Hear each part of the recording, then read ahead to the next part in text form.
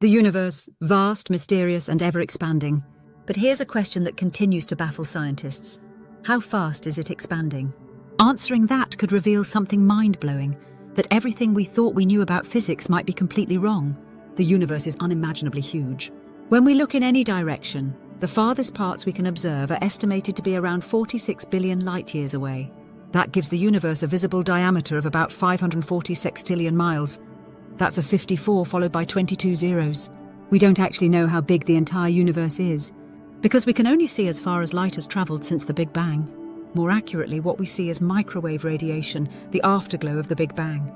Since the universe exploded into existence some 13.8 billion years ago, it's been expanding ever since. But since the precise age of the universe is still under debate, it becomes tough to figure out how far it stretches beyond what we can see. So how do scientists try to figure that out? They use something called the Hubble constant. Wendy Freedman, astrophysicist at the University of Chicago, explains. It's a measure of how fast the universe is expanding at the current time. The Hubble constant sets the scale of the universe, its size and its age. Imagine the universe is like a balloon. Now imagine stars and galaxies as little dots on that balloon. As the balloon inflates, those dots move further and further apart. The farther away they are from each other, the faster they move apart. From Earth's perspective, this means the farther away a galaxy is, the faster it's receding from us. But here's where things get weird. The more astronomers measure the Hubble constant, the more confused they get. Why? Because different methods give different values.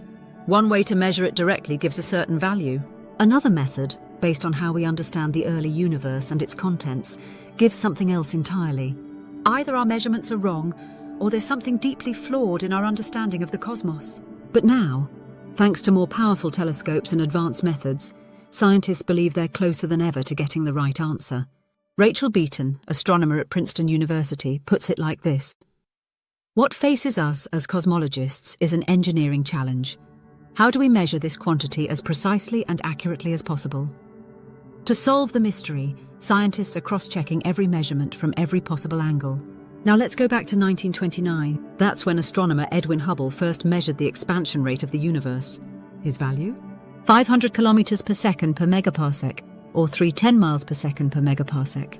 That means for every megaparsec, which is 3.26 million light-years, galaxies appear to be moving away from us 500 kilometers per second faster than those a megaparsec closer.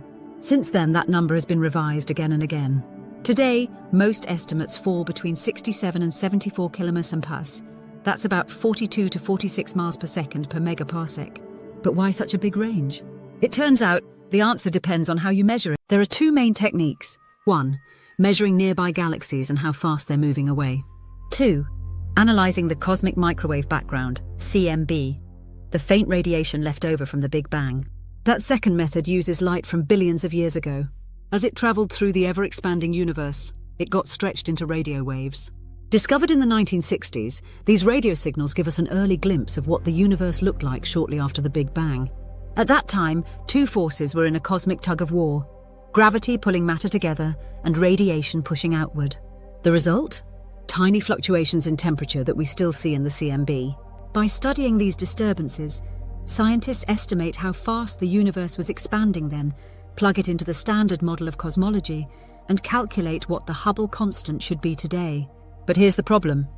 That number doesn't match the number we get from measuring nearby galaxies. Wendy Freedman again. If the Standard Model is correct, you'd expect both values, the one from local observations and the one from early universe data, to agree. But they don't. For example, the European Space Agency's Planck satellite measured the CMB in 2014 and again in 2018. 67.4 kilometers per second per megaparsec, about 9% lower than what astronomers like Freedman measured. And when the Atacama Cosmology Telescope checked again in 2020, it matched the Planck results. That means, if the early universe measurements are right, then either the local measurements are wrong, or the Standard Model of Cosmology is incomplete. So how are astronomers trying to settle this cosmic disagreement? One major technique used by Wendy Freedman and her team involves a very special type of star, called a Cepheid variable. These stars were first studied by astronomer Henrietta Leavitt over 100 years ago. She made a brilliant discovery. The brighter the Cepheid star, the longer it takes to complete a brightness cycle. from bright to dim and back to bright again. That relationship means that by simply watching how long a star pulses, astronomers can tell how bright it actually is. And when they compare that to how bright it looks from Earth, they can calculate exactly how far away it is, since light dims with distance. This method allowed Freedman's team to use Cepheid stars in nearby galaxies to measure distances with great precision, and by doing so, calculate the Hubble constant. In 2001, using the Hubble Space Telescope, her team came up with a value of 72 kilometers per second per megaparsec. And even after years of refinement, the numbers haven't shifted much. Another team using similar methods got a value of 74 kms MPC in 2019. Not long after, yet another group using quasar light reported a value of 73 kms MPC. Local measurements consistently say the universe is expanding faster than what the Standard Model allows. That could mean the model, the same one we use to describe what the universe is made of and how it evolved, needs a major revision. Freedman puts it plainly. It could be telling us something is missing from what we think is our Standard Model. We don't yet know the reason why this is happening, but it's an opportunity for discovery. If the model is indeed wrong, then our understanding of the components of the universe, normal matter, dark energy, and radiation, might not be quite right. And here's a jaw-dropping idea. If the universe is really expanding faster, it might be younger than we currently believe. That means the accepted age of 13.8 billion years could be wrong. Another possibility is even more mind-bending, that the part of the universe we live in is somehow different from the rest. Rachael Beaton offers a metaphor. It's far from a perfect analogy, but imagine driving your car. Even if you press the gas pedal the same way, your car moves differently going uphill versus downhill. So maybe our part of the universe is on a kind of cosmic hill. Beaton says she doesn't think this is the ultimate cause, but it's worth considering. To solve this, scientists are now relying on a new generation of space observatories. One of the most important is the ESA's Gaia spacecraft. Launched in 2013, Gaia is mapping the positions of over 1 billion stars with incredible precision. It uses parallax, a method that measures how the position of a star appears to change as Earth orbits the Sun. Just like closing one eye, then the other, the object seems to shift. And using this method, Gaia helps astronomers measure distances to stars with pinpoint accuracy.